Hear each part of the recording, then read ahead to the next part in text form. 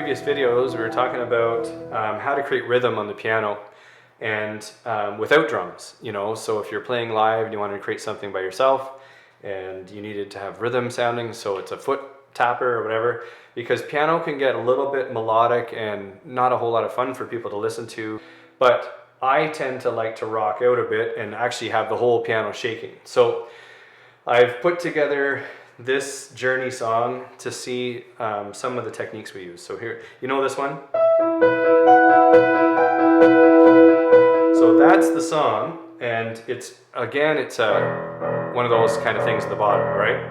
Because it's a lot of songs in the 80s, 90s, maybe late 70s even for Journey, they would carry the same bass note, so I felt bad for the bass player because how boring is it just to do this? But anyways, and then they roll these through like this. So that's an E minor, it's a D over the E, and then, sorry, that's C, if I get it right, D, and then back to E minor. So that's basically the chords for the verse, and this just rocks out. But I always love songs that have a pedaling bass line like that. So I'm going to show you a couple techniques to get rhythm. So we start out with this.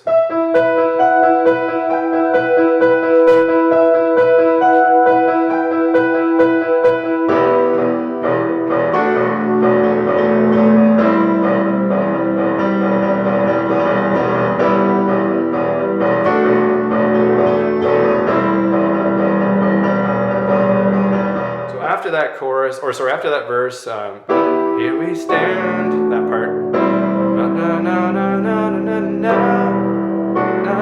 na na, you get it? And then it goes, isn't that pretty? It's like, na na na na, okay, what did I do?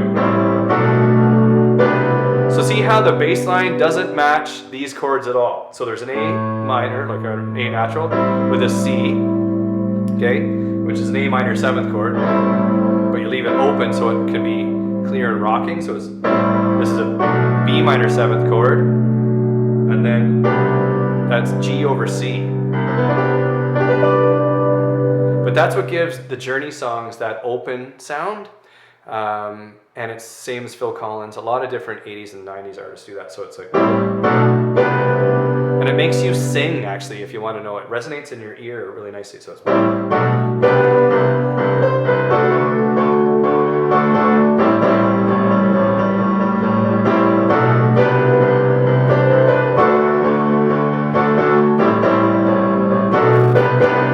isn't that cool?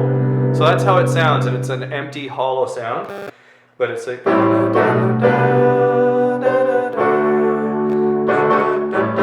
starts again. See that? That's that C bass with G over it. That's just a normal D chord, which was the starting chord. So it's just round and round we go, like that. Isn't that awesome? So then, okay, so back to the rhythm parts. So if you could do that, it's just fun, okay? This part gets people to know what song you're playing.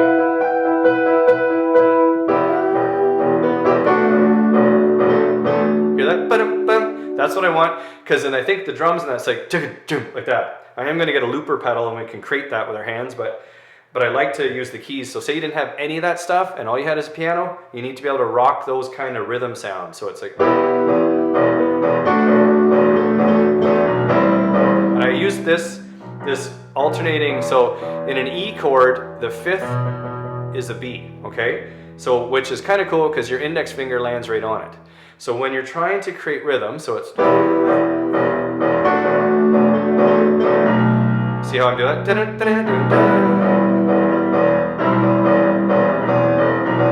You do that all day long if you get used to it, so it's, see that?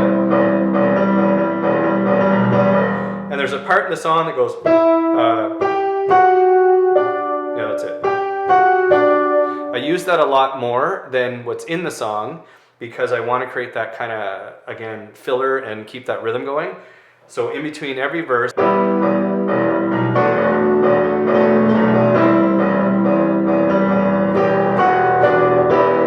how I feel that? And then, if you must,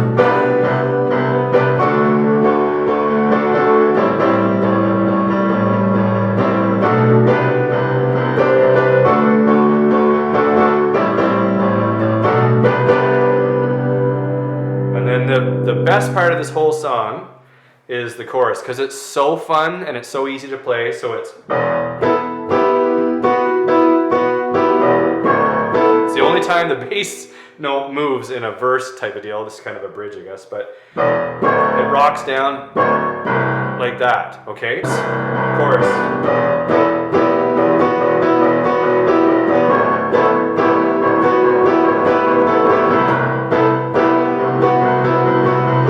And then it goes.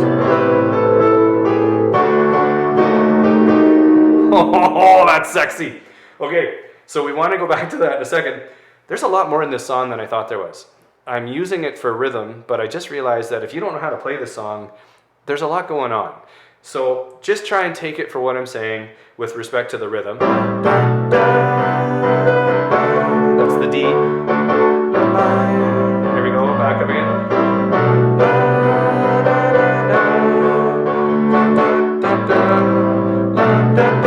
And it sort of goes in the song. So you hold your loud pedal to let that build to the E someday.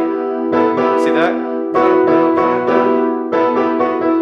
See that? So that's what we want in the top. You're going to do it again.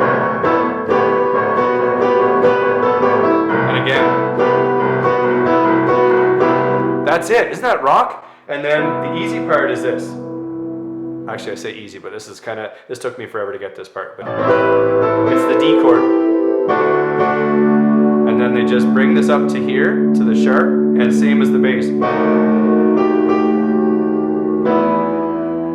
that cool? But it gives that growing sound. So it's...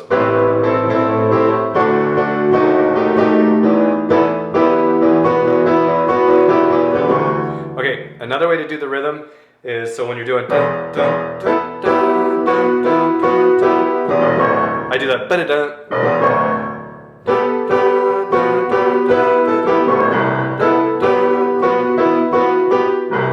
So see, you can do that.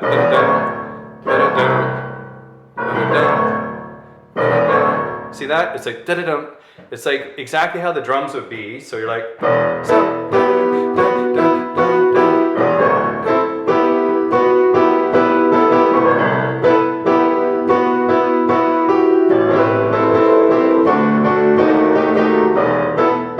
Cool. And then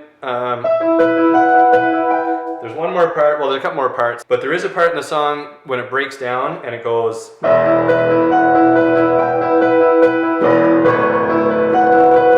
So this is walking down while you're doing that, and I think it goes, yeah, A. Because remember the part, and then the Neil Sean comes in and he does.